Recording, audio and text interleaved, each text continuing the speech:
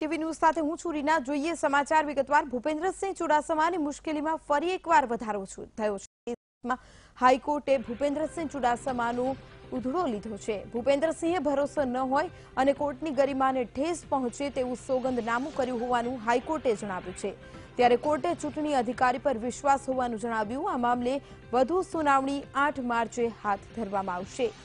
गरिमाने ठेस पहुंचे तेवुं सोगंदनामું करता हवे भूपेन्द्रसिंह चुडासमानी मुश्केलीमां वधारो थई शके छे। जणावी दઈએ કે भूपेन्द्रसिंह चुडासमानी मुश्केलीमां वधारो थई शके छे कारण के भूपेन्द्रसिंहનું એક સોગંદનામું જે છે તેને લઈને તેમની મુશ્કેલીમાં વધારો કે ધોળકા વિધાનસભા કેસમાં હાઈકોર્ટે ભૂપેન્દ્રસિંહ ચુડાસમાનો ઉધડો લીધો છે। ભૂપેન્દ્રસિંહે ભરોસો ન હોય અને કોર્ટની ગરિમાને ઠેસ પહોંચે તેવું સોગંદનામું કર્યું હોવાનું હાઈકોર્ટે જણાવ્યું છે। ત્યારે કોર્ટે ચૂંટણી અધિકારી પર વિશ્વાસ હોવાનું જણાવ્યું। આ મામલે વધુ સુનાવણી 8 માર્ચે હાથ ધરવામાં આવશે। કોર્ટની કાર્યવાહી પર વિશ્વાસ ન હોય તેવું સોગંદનામું કરાયું છે તેવું કોર્ટે જણાવ્યું છે, જેનાથી કોર્ટની ગરિમાને ઠેસ પહોંચે છે। વધુ વિગતે વાત કરવા મારી સાથે સંવાદદાતા દિવ્યા જોડાઈ ગયા છે। દિવ્યા, આ મામલે હાલ શું અપડેટ પ્રાપ્ત થઈ રહ્યા છે?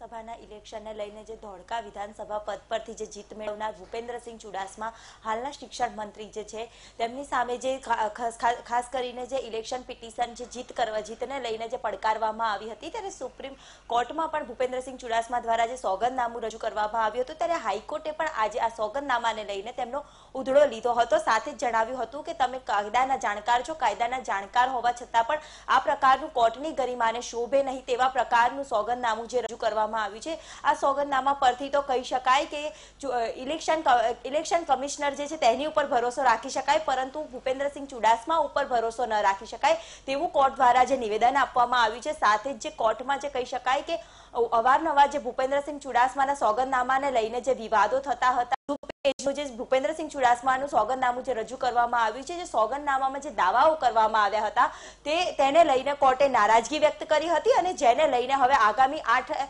માર્ચના રોજ જે સુનાવણી હાથ ધરાવવાની છે। મહત્વનું છે કે કાયદાના જાણકાર તેમજ મંત્રી છે આ પ્રકારના નેતાઓ દ્વારા જો સોગંદનામામાં ભૂલભુલામણી થાય તો યોગ્ય બાબત ગણાય તેવું કોર્ટે પોતાના નિવેદનમાં ટાંક્યું હતું। સાથે જ કહી શકાય કે કોર્ટે અગાઉ પણ આ પ્રકારે નારાજગી વ્યક્ત કરી હતી। ત્યારે બીજી તરફ આજે સોગંદનામું રજૂ કરતા કોર્ટે ઉગ્ર શબ્દમાં ભૂપેન્દ્રસિંહ ચુડાસમાનો ઉધડો લીધો હતો। જી આભાર દિવ્યા, સમગ્ર વિગત લઈને મારી સાથે જોડાવા બદલ।